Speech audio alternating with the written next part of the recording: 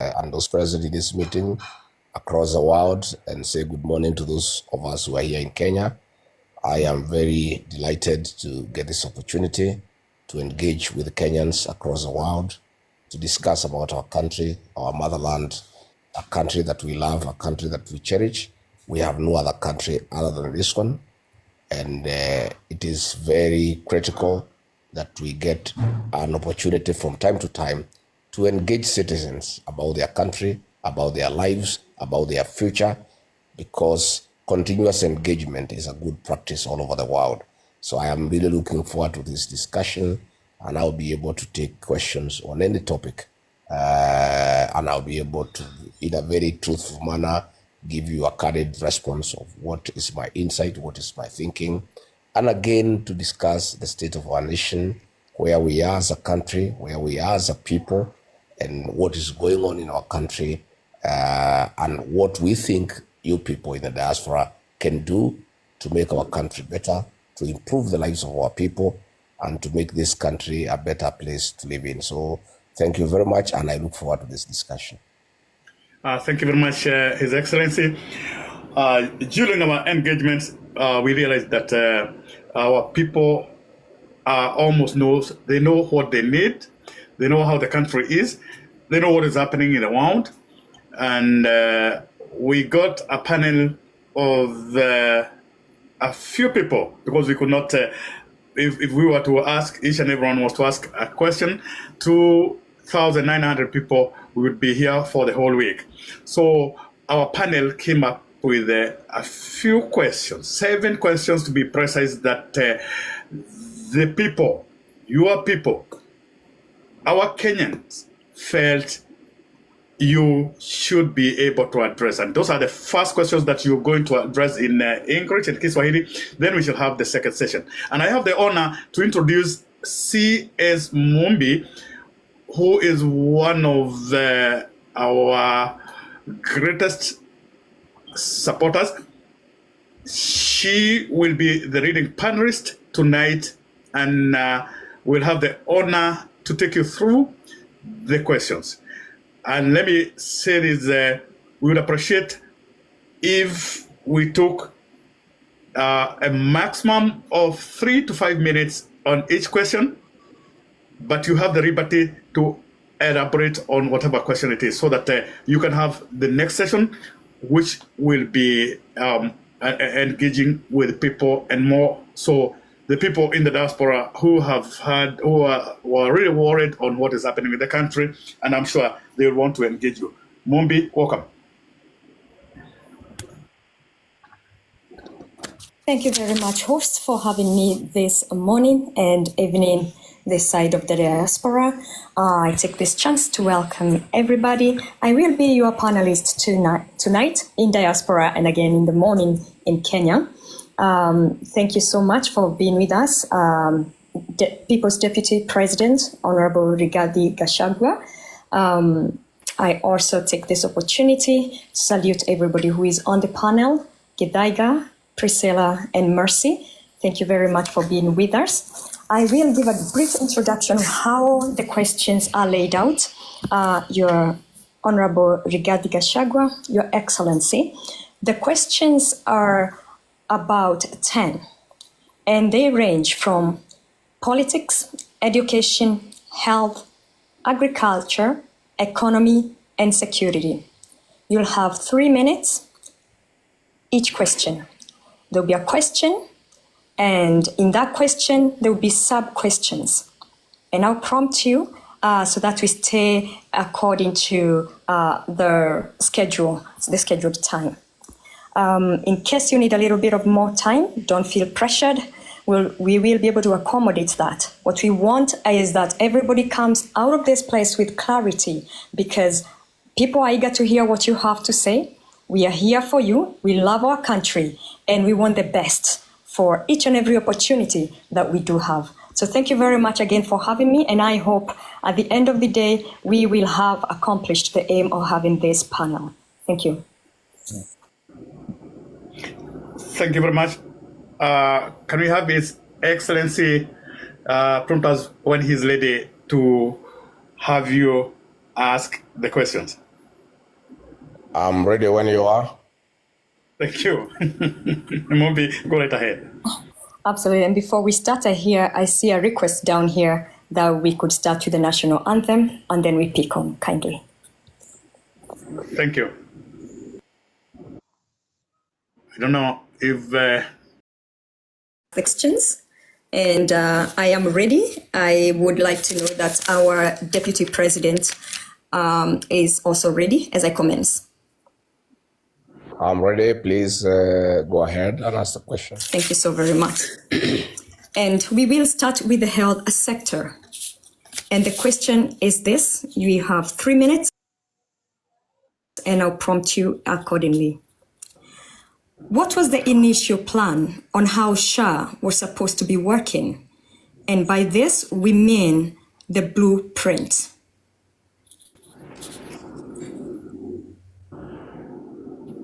Thank you very much. In our manifesto for Kenya Kwanza, we did promise the people of Kenya that we'll come up with a better health system, an improvement of the NHIF, and the promise was that through NHIF, families were paying 500 shillings, and with the new system, they would pay 300 shillings.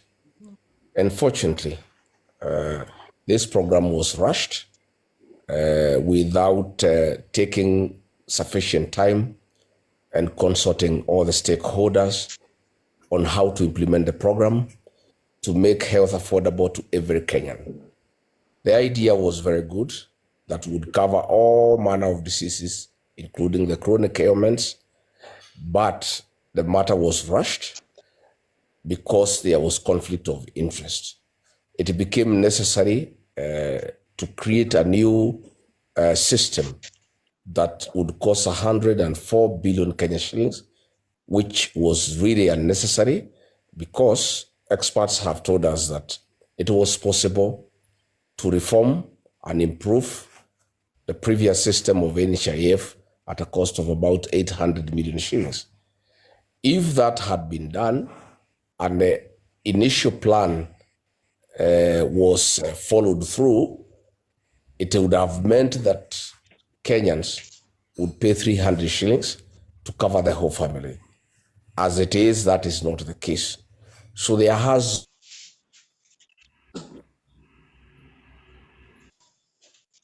been a lot of problems out. It was rushed, and as it is today, many patients across the country are having problem getting their bills sorted out in hospital. So the idea was very good. The promise was apt, but the implementation has been very, very wanting.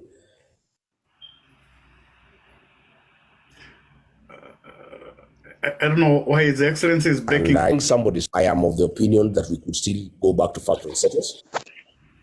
We could still go back to factory settings, stick to the original plan of improving the NHIF to make it more useful, to make it more affordable, to make it more friendly. And again, we want to urge that when people express themselves and give their opinion as to what they feel about a new program, it is not necessary to say that it is wrong. We can just listen to what people are saying and agree to be corrected where we are wrong, agree to take criticism where it is not working, take those divergent opinions as a strength, incorporate them in the initial idea, and have an improvement of the health program as envisaged in the manifesto. Okay, well answered. Now, you have clarified that SHA is not delivering the services as required. And I'm sorry, your network was breaking up when you were answering the question. So just to clarify, now that the reality check on ground is that SHA has failed the mass, the question is, with the new administration that you are planning on, will you completely do away with a SHA, or will you rectify it and then sustain it? Now, we have to put into account that all these steps, whichever step that you take, it will incur more expenses. Please, you have about 30 seconds, answer this question.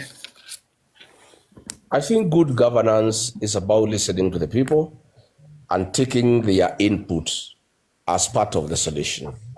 I don't think doing away with something entirely is the correct thing to do.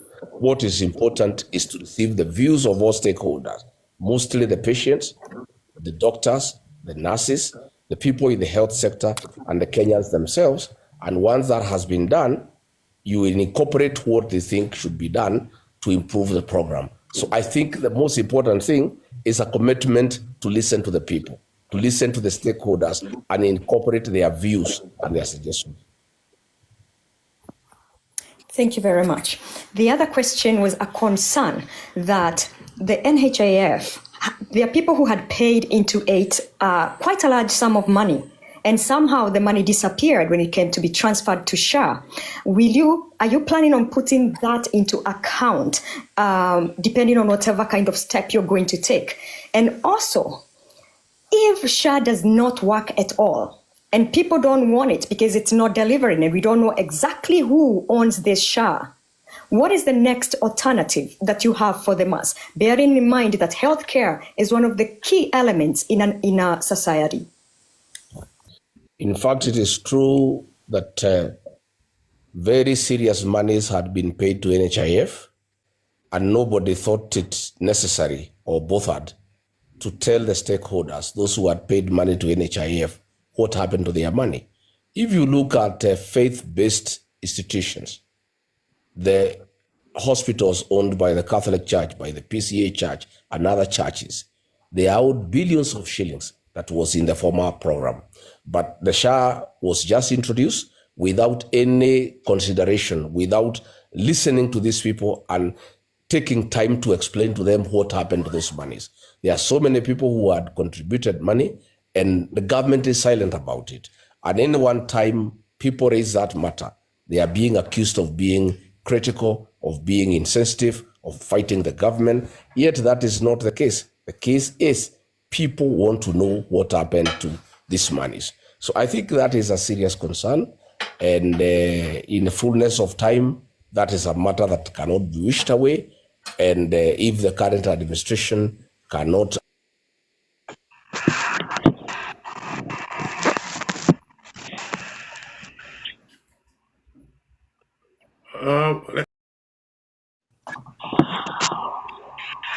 Yes, I am saying that in my view and the view of the majority of the people of Kenya, 98% of the Kenyan population, the affordable housing program is not a priority for the people of Kenya. Housing is a private sector initiative. We should leave people to put up their own houses. We should spend all our resources in putting up the necessary infrastructure, creating roads, water, electricity, sewage, and then people can put up houses for themselves.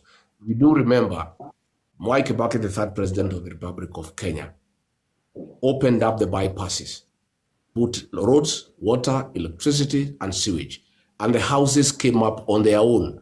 It's a private sector initiative. So going forward, this is something that people of Kenya at the right time will have to review, whether you really need to tax people to put up houses that have nothing to do with you. Again, when you look at it, these houses are put up on government land using taxes collected from the people, and then the houses are sold to private people. So you wonder, where is the benefit to the public? Those are some of the issues I really had a problem in government by having a divergent opinion and saying that, in my own view, the affordable housing program is not a priority for Kenya. It should be left to the private sector.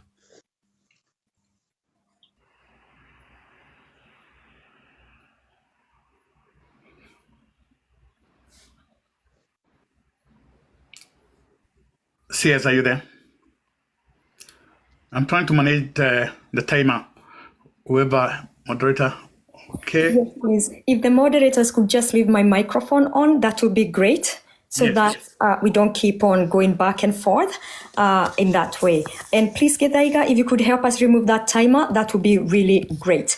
Thank you very much, Your Excellency. We've had your stand as far as that is concerned. Now let's go back to the employees who are paying this money towards this fund on an every day basis, because every time they work, the fund is subtracted. Now, in the new administration, can the employees opt out from this contributions?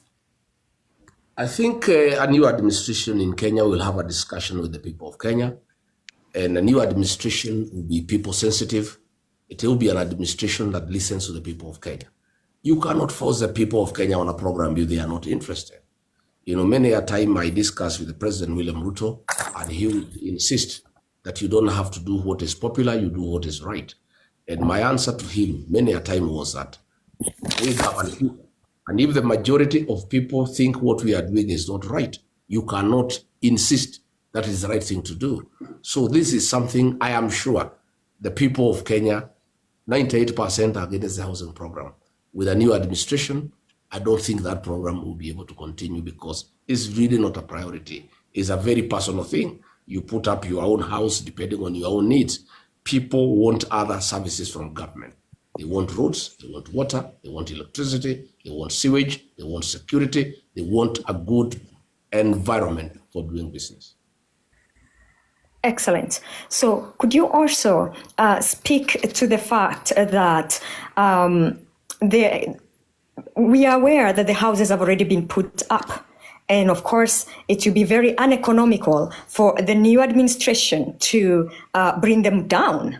Now, there is a down payment of about 250,000 Kenya shillings if somebody has to occupy that house. This clearly beats reason to a mama fua or a person that is working for very little money per day.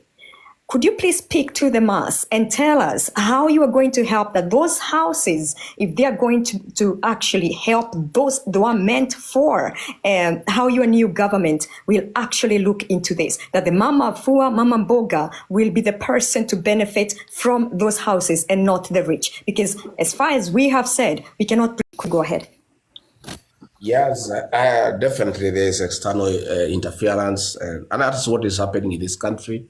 There is a very great effort to make sure that people do not know the truth, and that is why there is external interference to make sure that we don't talk to the people, but we'll just soldier on in spite of the difficulties. I was saying it will be responsible for any government to bring down houses. What we shall do, and I think any new administration will do, is make sure that the houses that have already been put up are made available to those who can afford them. And then from there, we can be able to spend all resources to put up an infrastructure, to give services to the people. And then we can leave the private sector to deal with the issue of the housing program. That, in my view, is what is feasible. Thank you very much. I will proceed on and ask about the finance bill. In 2023, the finance bill fell through. In that finance bill, there are government projects that were supposed to be going on to this day. But at the moment, they've all stalled. Now, we have examples of the Mau Road and Karimeru Dam that have stalled. In the new administration, what are the plans that you have put in place to jumpstart these stalled projects? 1 minute, please. Thank you very much. I think, in my view, as an administration, we should have focused more on completion of ongoing projects other than starting new projects and coming up with things that really are not a priority, like the affordable housing program. We had very many projects that were started by the fourth administration, led by President Uhuru Kenyatta, the Mau Mau roads, the dams that you have mentioned, and in my view, that should have been a priority. Again, we do have pending bills, almost 900 billion Kenya shillings. And that is why contractors have abandoned site. That is why the projects have stalled, because the contractors are not able to go on without payment. We should have given that the first priority, to pay pending bills to people who have given services to government, contractors who have put up projects. We pay them so that they can complete the projects. Again, you know that many people are having a lot of difficulty because of the pending bills. Many people have their homes auctioned, they have their business auctioned, and that is why, because of the absence of the 900 billion in circulation, there is no money that is circulating in the economy. So again, an administration that I will be part of would give priority to settlement of pending bills and completion of all projects that are going on before we can embark on new projects. Great. Well answered. Now, could you touch a little bit on how your government is planning on funding these projects, bearing in mind that right now there is just so much taxing against a mass of people, and we are feeling the pain in every corner. The new administration, what steps are you going to take so that this pain is not so excruciating against the pockets of the general population? I don't think overtaxing people is really the way to build a country. Taxation is a way of raising revenue and is accepted all over the world, but it has to be done in a way that you don't kill the goose that lays the golden eggs. If you overtax people, you kill productivity. Today, if you go to the streets of Nairobi, you go to Nyamakema, you go to Taveta, you go to all shops that were very busy have been shut down.